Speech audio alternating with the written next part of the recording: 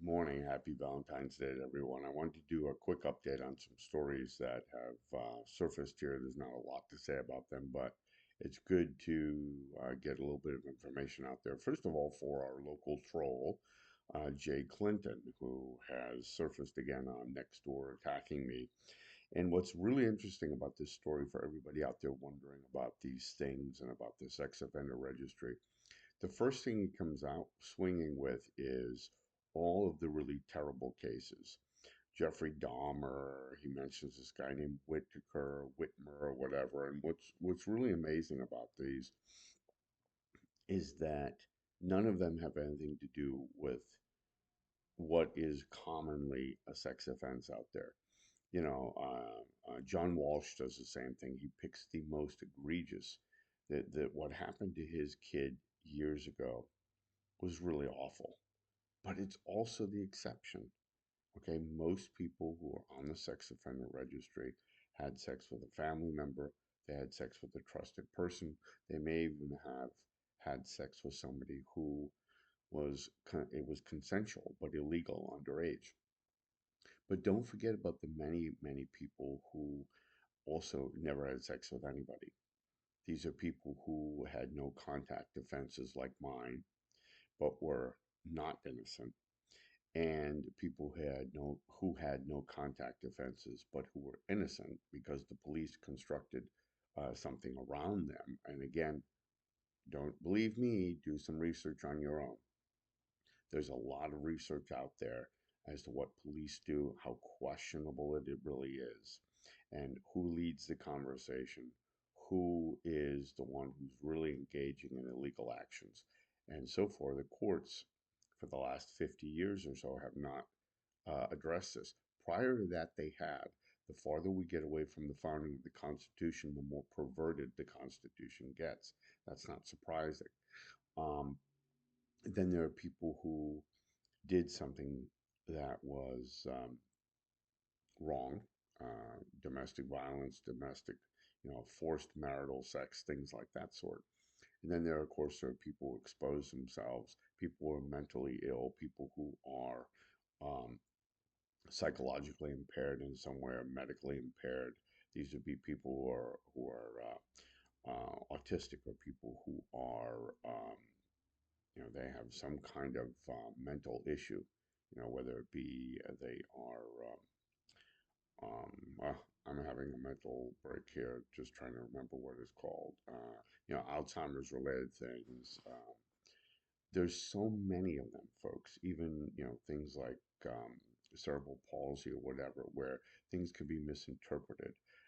Then there's the complete misinterpreting of cues, of social cues that were not overtly sexual or not overtly something that really rose to the decision to call the police on. There's so many of them.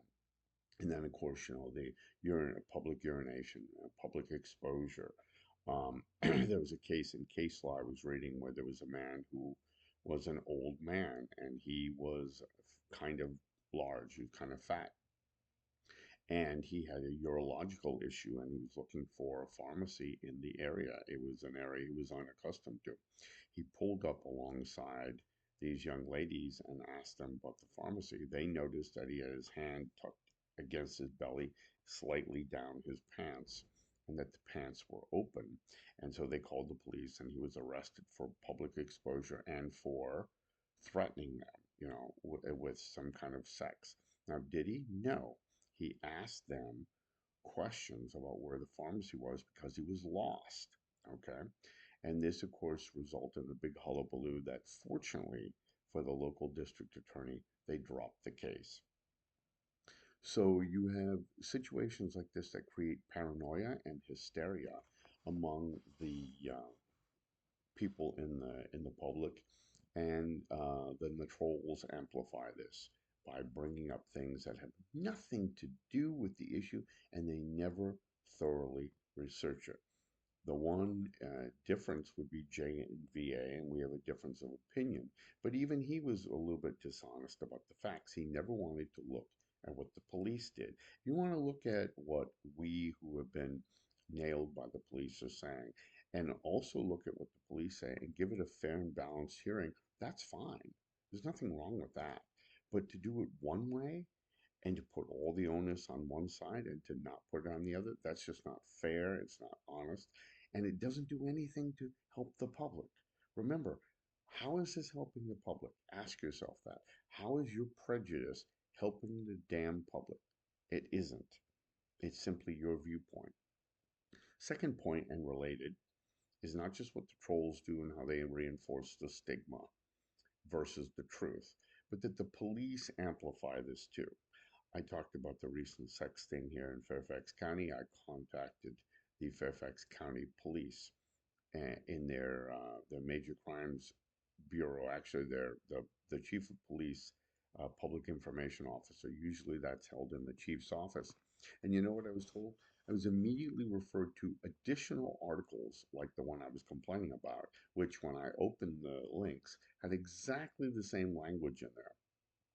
It doesn't help the public when you say these people were looking for children when you were on adult dating platforms and you were pretending to be an adult and then switched up to be a child and then exploited their confusion.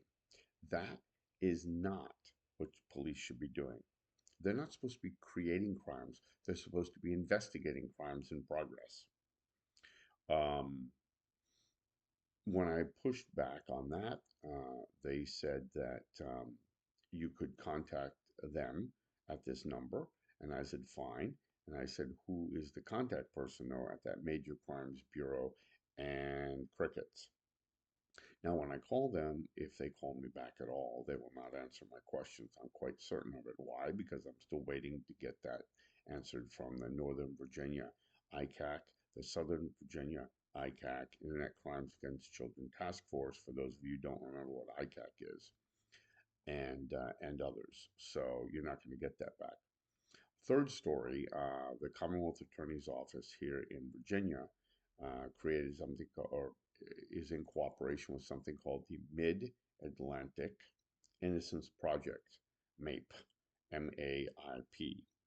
And I entered into that fray and put my case in there. The problem with the Innocence Project is that the rules are so severe to get any kind of review. For example, you have to have DNA evidence or some evidence that you would not have known prior to trial. So if you have a situation like many people do, where they can't afford to hire an excellent lawyer, they hire a jailhouse attorney. Well, you're not going to get excellent representation. You're going to get railroaded. Don't believe me. Do some investigation. Look at what defense attorneys say. Read up on it. Listen to some of the podcasts out there. It's appalling what passes for justice. I know that takes time away from must-see TV and, taking your walks and, planning your excellent vacations and stuff. But if you're not going to be informed, then don't wade into the fray and talk about it. It's that simple.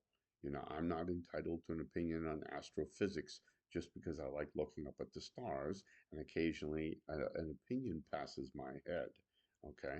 You don't get to give an opinion on everything just because you have an opinion on it. Okay? You have to understand that on very sensitive issues, it can be potentially dangerous to people out there. And you're not helping anybody.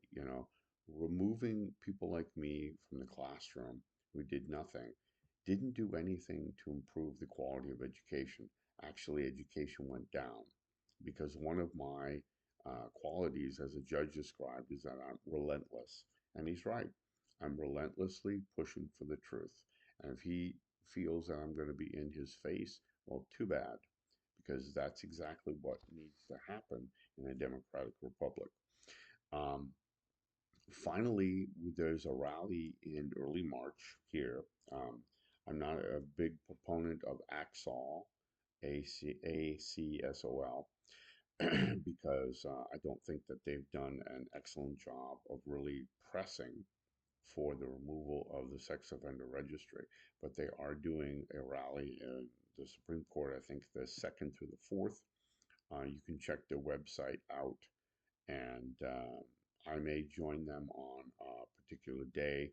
Um, we'll see. And I urge you to look into that and do some investigation. Don't just believe everything that you hear out there, because it isn't helping anybody at all. It's spreading fear and disinformation unnecessarily. Yes, there are sick people out there, but the majority of the people who are on the sex offender registry are not violent. And these come from the compliance officers who've spoken to me privately. They'll never go on camera. But one compliance officer I had within this past year said 75% of the people on the sex offender registry I do not worry about at all. It's that last 20 or 25% that concern me. And when you drill down the concern, he went further and said, well, there's about 10% that I would consider to be dangerous. This is my opinion, he said. And I talked to another compliance officer at the same view. So it's not what you think. People hiding in bushes going after, so-called predators. The police love to throw that term around, but it really isn't accurate. So get the facts. That's my message for today. Happy Valentine's Day, everyone. Have a good day.